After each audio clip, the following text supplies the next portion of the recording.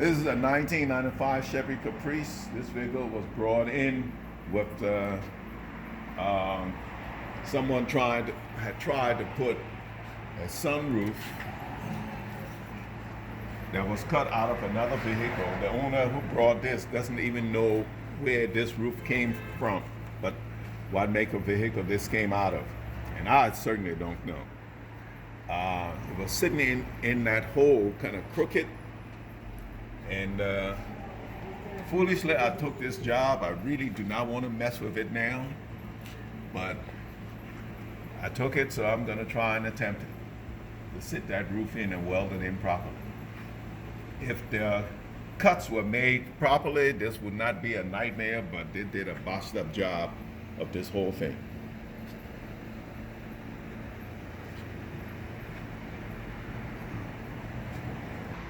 Because so far I have lined this up. It's pretty square, and I had to jack it up on the inside to hold it up. This is still buckled here, but that side is pretty much where it should be. Once I have tacked from here all the way around to back here. Well, I didn't tack along the other side because there's a gap, so I will add a piece of metal onto the body of the car, the roof of the car, and slide that underneath this, and then tack it down. And then that's on that side. Then I'll bring the jack over this side and raise this to be even with that side.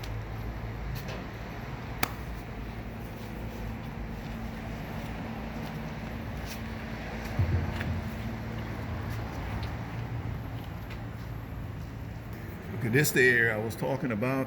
As you can see, there's a gap here. So I'm gonna cut a piece of metal, maybe about 3-4 inches long, wide, and slide it underneath here, the whole length of this.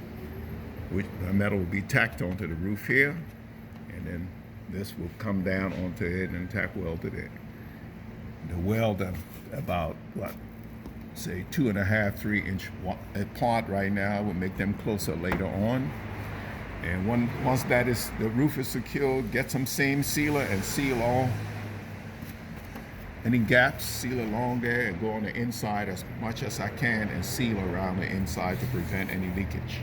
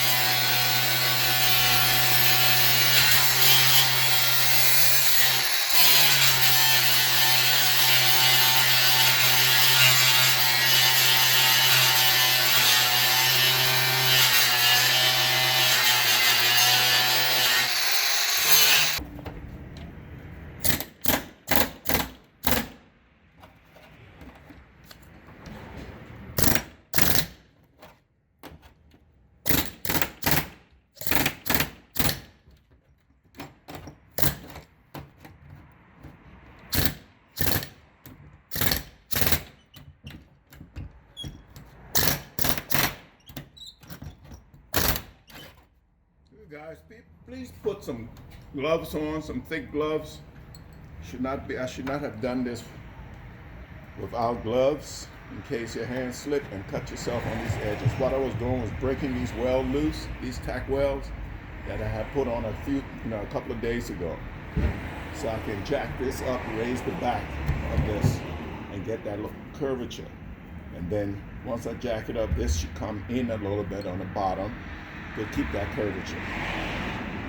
Customer was supposed to take the seats out, but he brought it with the seats in and said that he didn't care about the seats. I guess you can see by the condition he's trying to do a project on this.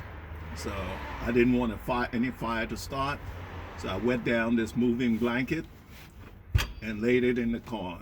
But when you're doing stuff like this, make sure you keep your eye on everything inside the car and make sure there's no flame, anything smoking or smothering inside, the vehicle. I also disconnected the battery because I recall at one time with these cars, when you're welding, people used to disconnect the batteries. I think it's always safe to do that. That's that.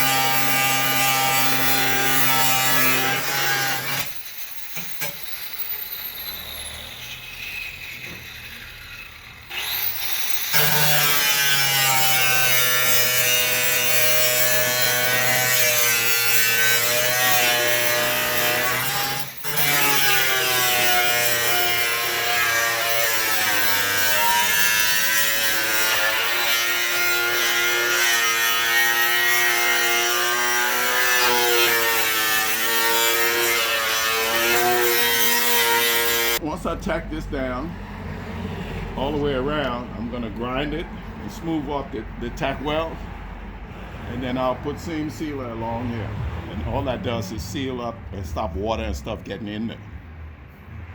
There's no sense in welding it all, solidly all the way around. Just tack weld about, say, 2.5 inch, 3 inch apart, and that would be plenty sufficient. There's a little crease in here that I'm trying to get rid of. But like I said, they said they're going to finish off the bodywork. Once I tack this down and seam seal it, my job will be over.